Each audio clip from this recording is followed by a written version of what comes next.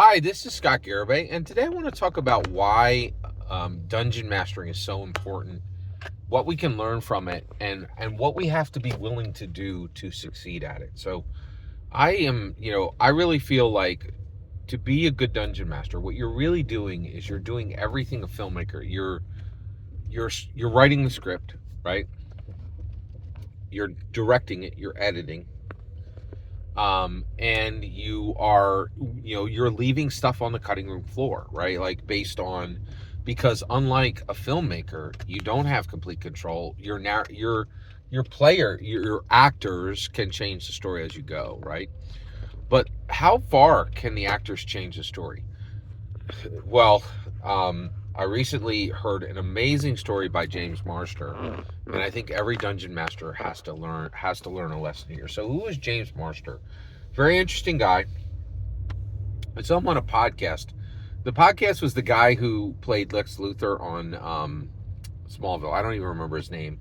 He's got an okay podcast. I think he gets great guests, but he doesn't seem like a nice person. He just seems like I can't really get fully on board with the podcast, but he had James Marshall as a guest, and I really enjoyed the interview. It was fantastic, right? And I do watch a lot of this guy's content. I don't like him personally, but I really like his show, right? And it's one of those kind of things where you're separating the creator from the content. So James Marshall comes in, and James Marshall played Spike on Buffy the Vampire Slayer and in Angel. Okay, so James Marshall explained that Joss Whedon hated him, right? And the reason why is Joss Whedon went into Buffy the Vampire Slayer, and he's like, we're gonna make a vampire show, right? But the reality is the vampires are gonna stand for something. What do vampires stand for in Buffy the Vampire Slayer? They stand for the obstacles we overcome in our adolescence, and they could be our own fears, our own anxieties. They could be a frenemy. They could be a bad relationship, right? But the purpose of the show is to show that you face your fears, you slay your fears, right? And so Joss Whedon had this structure for the show that he wanted to keep, right? And he had this conceptual structure and this narrative structure, right?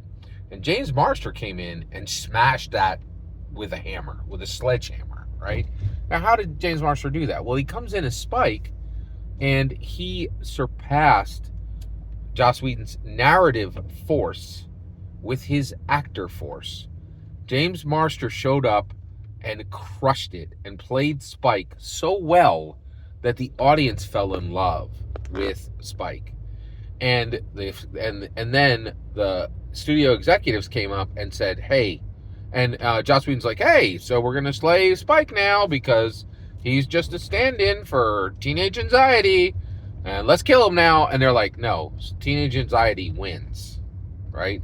James Marster ain't going anywhere. He's amazing, and you're not going to kill him because every time he's on screen, our ratings spike, right? No pun intended. Sorry. Well, I guess literally intended. Pun intended. Right?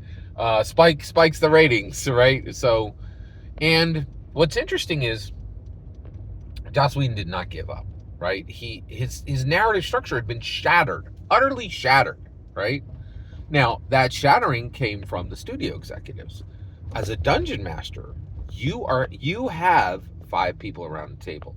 And here's the kicker. You got one person who shows up because they want to be close to another person who's there. You got one person shows up because they're bored. You got one person who shows up because they're a good role player. But then you have 2 people who show up because they're a good role player and they want to role play.